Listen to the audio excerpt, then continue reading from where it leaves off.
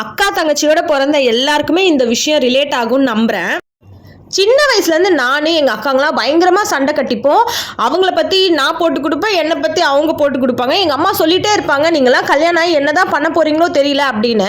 அவங்க சொன்ன மாதிரி எக்ஸாக்டாக கல்யாணம் ஆனதுக்கப்புறமா எங்களோட சுச்சுவேஷன் எல்லாமே மாறிச்சு. எங்கள் ஃபஸ்ட் அக்காவுக்கு கல்யாணம் ஆனதுக்கப்புறமா ஒரு டிஃப்ரெண்ட்டான ஒரு பாண்டிங் இருந்துச்சு. செகண்ட் அக்காவுக்கும் கல்யாணம் ஆகிடுச்சு. இப்போ எனக்கும் மேரேஜ் ஆனதுக்கப்புறமா உண்மையாகவே எங்கள் அம்மா கிட்ட ஷேர் பண்ணுறதை விட அதிகமாக நாங்கள் 3 பேரும் நிறைய ஷேர் பண்ணிக்கிறோம். ஆனால் இந்த ஒற்றுமை, காதல், அன்பு எல்லாமே எங்களுக்குள்ள முதல் சண்டை வர வரைக்கும் தான். ஒன்ஸ் ஒரு சண்டை வந்துருச்சுன்னா அதுக்கப்புறம் சின்ன வயசில் இருந்த மாதிரியே நாங்கள் மறுபடியும் மாறிடுறோம். அவங்க 2 பேரும் ஒரு செட்டாக சேர்ந்துப்பாங்க, நான் தனியால் ஆகிடுவேன். எனக்கு எங்கள் அம்மா தான் எப்போவுமே சப்போர்ட் பண்ணுவாங்க. உங்கள் வீட்லேயும் கண்டிப்பாக இந்த மாதிரி ஒரு சுச்சுவேஷன் நடந்திருக்கும். ஆனால் அந்த டைமில் உங்கள் அம்மா யார் பக்கம் நிற்பாங்க? உங்கள் எல்டர் சிஸ்டர்ஸ் கூடவா இல்லை உங்கள் யங்கர் சிஸ்டர்ஸ் கூடவா அப்படிங்கிறத கண்டிப்பாக கீழே கமெண்ட்டில் வந்து ஷேர் பண்ணுங்கள்.